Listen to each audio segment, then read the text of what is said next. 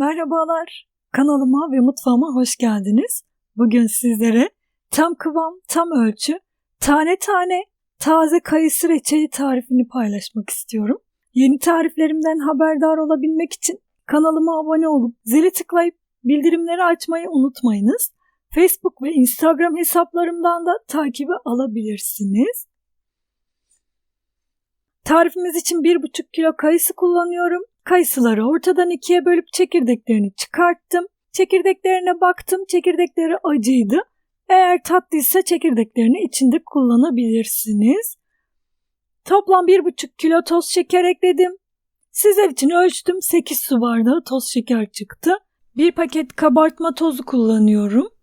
Bu kabartma tozu kayısılar pişerken kayısıların dağılmasını önleyecek. Aynı zamanda mümkün olduğunca sert kayısılardan kullanın, yumuşak kayısıları kullanmayın. Biraz karıştıralım. Kayısıları ezmeden yavaş yavaş karıştıralım. Çok fazla karıştırmanıza da gerek yok.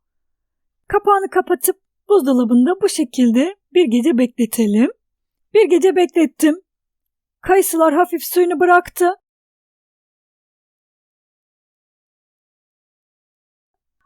Tencereyi ocağa aldım. Kısık ateşte şeker eriyene kadar pişirelim. Ara ara karıştıralım kayısıları ezmeden. Şeker tamamen eridikten sonra orta ateşe alalım. Üzerinde oluşan köpükleri alalım.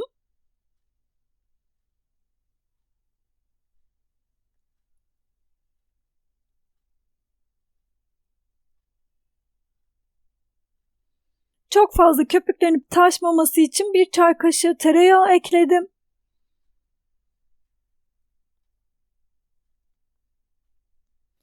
Üzerindeki köpükleri aldım. Üzerindeki köpükleri alırsanız reçelimizin rengi berrak olacaktır. 20 dakika kaynattım.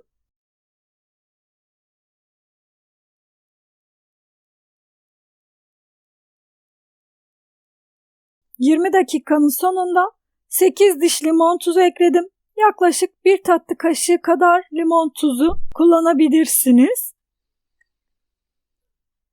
Karıştırdım. Limon tuzunu ekledikten sonra bir 10 dakika daha kaynattım. Reçelin kıvamını kontrol ediyorum. Bir tabağa 1 yemek kaşığı reçelin suyundan aldım. Soğuduktan sonra bu şekilde parmağınızla çizin üzerine. Eğer birleşmiyorsa reçelin kıvamı olmuş demektir. Benim de reçelimin kıvamı olmuş. Toplamda 30 dakika kaynattım. Soğumaya bıraktım. Reçelin kıvamını sizlere göstermek istiyorum. Hiçbir şekilde dağılma olmadı, görüyorsunuz. Şu anda soğumuş halini sizlere gösteriyorum. Hiçbir şekilde kayısılarımız dağılmadı. Kıvamı da çok güzel oldu. Eğer reçeliniz kıvam almazsa limon suyu ekleyebilirsiniz. Böylece daha çabuk kıvam alabilir. Kayısı reçelimiz hazır. Deneyeceklere şimdiden kolay gelsin. Herkese afiyet olsun. İzlediğiniz için teşekkürler. Bir sonraki tarifimde görüşmek üzere. Hoşça kalın.